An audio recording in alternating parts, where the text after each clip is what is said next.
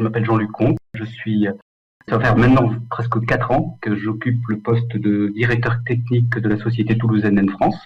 Alors N-France, c'est une PME toulousaine spécialiste de l'hébergement et de l'infogérance d'applications web critiques.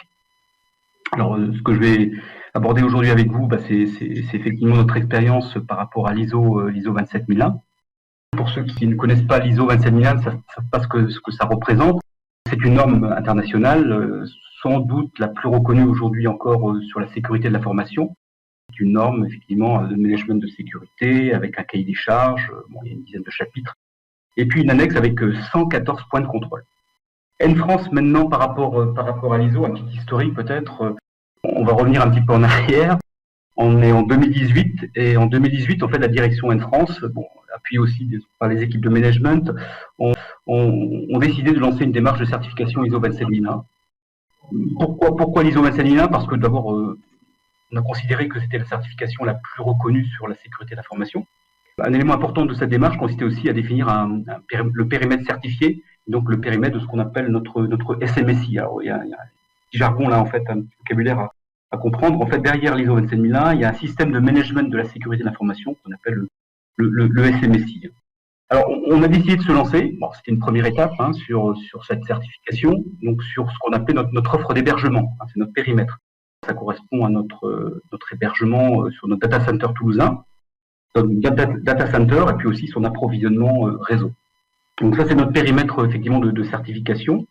Alors pourquoi cette démarche ? Tout simplement d'abord pour renforcer la dimension sécurité des offres N-France, conforter aussi le positionnement de N-France en tant qu'hébergeur sécurisé sur notre marché, réduire aussi les risques majeurs qui pouvaient entraîner en fait des pertes significatives, voire la disparition d'N-France, donc pouvoir effectivement se mettre en situation et être proactif, et puis également renforcer un peu la culture sécurité, qui somme toute était déjà bien présente côté N-France.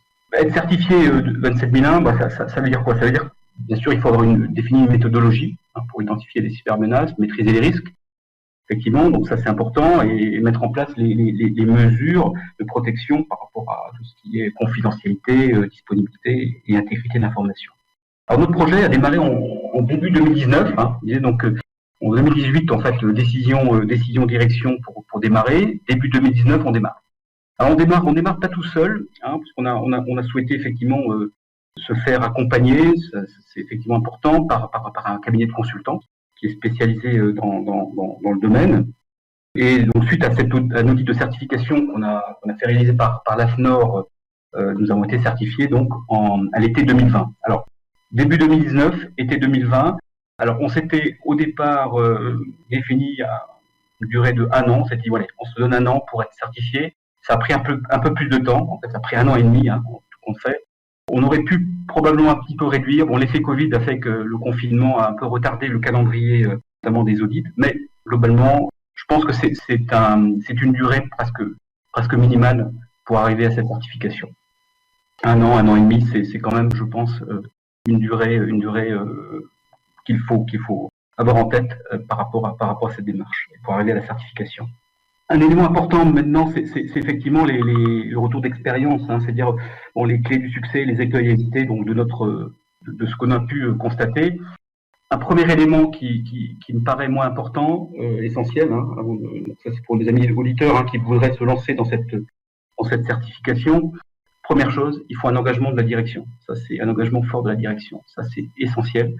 Si vous n'avez pas cet engagement fort et régulier, c'est difficile, c'est même impossible d'atteindre la cible.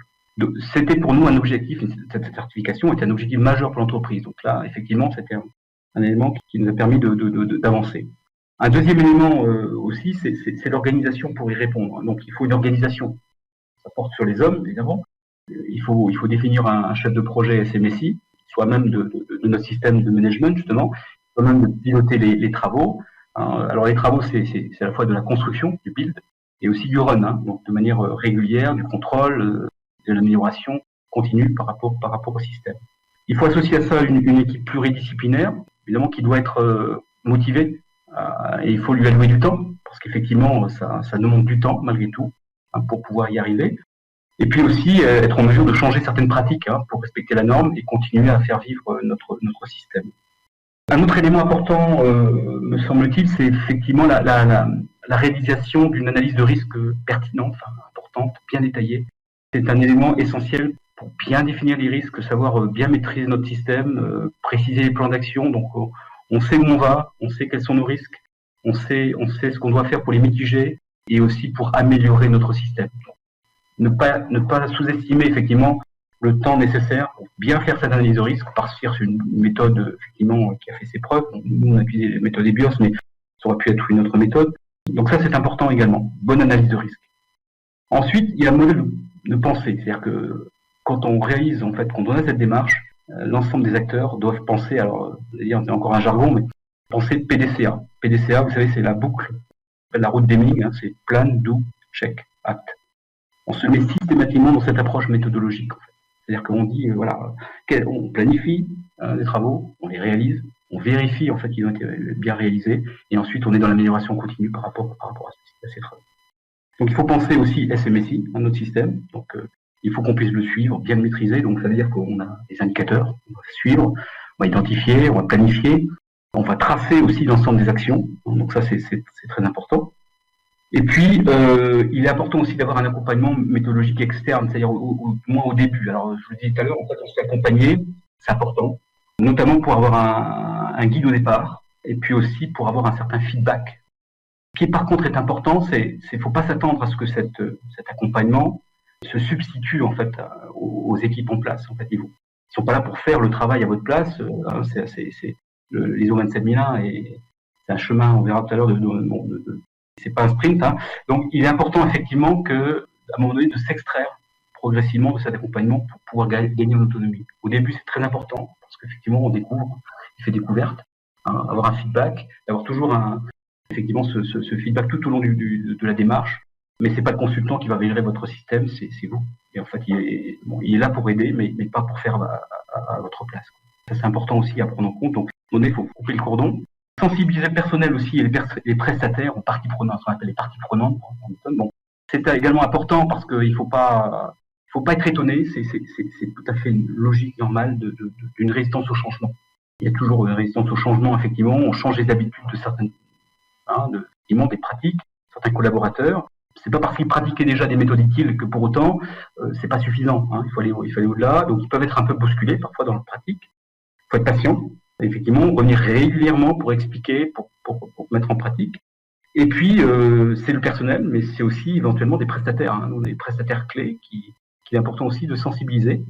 Pour ça, c'est leur faire des présentations, répondre à leurs questions et les intégrer effectivement dans votre système. Il ne faut pas oublier aussi que nous sommes sur un système et que ce système, il vit tout le temps. Hein. On doit être dans l'amélioration continue, donc il faut identifier les opportunités, faire vivre, évoluer le système pour garantir dans le temps son niveau de sécurité optimum. Donc, on n'est pas sur un système figé, ça évolue tout le temps. Et effectivement, hein, ce que je retiens surtout, hein, au final, c'est que on n'est pas sur quelques actions réalisées. Hein. La certification, en fait, si je prends une image, je dirais que la certification ISO 27001, c'est pas un sprint. On dirait c'est plutôt une longue course, mais une course que vous faites en équipe, quoi. Malheureusement, peut-être beaucoup d'entreprises en fait démarrent cette démarche et n'aboutissent pas parce que elles font beaucoup d'efforts, mais elles ne font pas les efforts dans la durée. C'est-à-dire que c'est pas un effort que vous faites pour quelques mois, effectivement. Alors vous construisez votre système, c'est vrai, mais il faut le faire vivre. Et ça c'est important parce que la sécurité évidemment c'est au quotidien, c'est régulièrement. Et on pense parfois trop au build, à la construction et on néglige un petit peu ce que j'appellerais le run en fait. Hein, donc le suivi du système et son amélioration. Un point également, donc, ce que la certification ISO 27001 nous a apporté à nous en France, elle nous a permis de gagner en crédibilité, je pense, sur notre marché, hein, de démontrer l'importance, d'abord que l'entreprise accorde à la sécurité, et démontrer aussi notre engagement par rapport à ça. Donc je crois que c'est important, hein, puisque l'ISO 27001 est quand même une norme reconnue, et on sait effectivement que l'atteindre, c'est un effort conséquent. Ça démontre aussi, je pense, ça nous apporter aussi une meilleure maîtrise de notre système, hein, parce qu'effectivement, ça oblige effectivement à bien reposer les choses, à bien les suivre, et donc ça améliore notre maîtrise du système. Ça a aussi un effet, et ça on le voit régulièrement, hein, un effet vertueux sur pense sur les collaborateurs. Les collaborateurs dans l'entreprise, donc qui étaient dans l'équipe effectivement, qui est directement concerné par la certification ISO 27001 sur le périmètre en fait d'hébergement. On a aussi des collaborateurs qui l'étaient moins, si vous voulez, puisqu'ils étaient sur d'autres pans de l'entreprise. Et pour autant, effectivement, on s'aperçoit qu'au fil du temps, malgré tout, il y a une dynamique qui se crée, qui permet aussi d'améliorer les pratiques, même en dehors de ce périmètre de certification. Ça, c'est vraiment il y a un effet bénéfique là qui est très intéressant. Troisièmement, évidemment, c'est un gain en sécurité parce que ça nous aide, on pose bien l'analyse de risque, on maîtrise notre système, on l'améliore en continu. Donc effectivement, évidemment, il y a un gain en sécurité évident par rapport à cette situation. Ça permet aussi, bien sûr, de réduire les risques, mobiliser les collaborateurs qui ont été formés pour répondre à la norme. Et puis, ça facilite également parce que il y a aussi bien sûr du réglementaire qui évolue. Depuis quelques années, on a aussi, par exemple, le RGPD, le règlement général sur la protection des données. Eh bien, ça facilite aussi le respect de cette réglementation parce que c'est des éléments qui sont intégrés effectivement dans notre système et donc, de fait, ça facilite en fait la mise en conformité de l'entreprise par rapport à cette réglementation. Voilà ce que j'avais en quelques minutes effectivement comme élément.